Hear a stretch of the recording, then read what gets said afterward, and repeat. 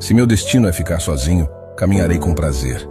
Quem gosta da solidão, escolhe sua melhor companhia. E quem não pode ficar sozinho, escolhe qualquer coisa por desespero. Você não perde o que não tinha. Não fica com o que não é seu. E não pode se apegar a algo que não quer ficar.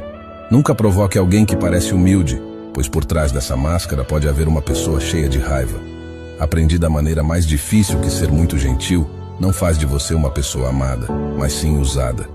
Se meu destino é ficar sozinho, abraçarei a tranquilidade e encontrarei minha própria grandeza na ausência de distrações externas.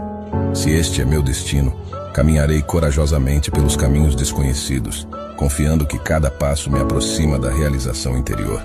As pessoas têm medo do interior, mas é o único lugar onde encontrarão o que precisam. Sim, meu destino é ficar sozinho. Sou uma pessoa com poucos amigos porque nunca fui um colecionador de hipocrisia e falsidade.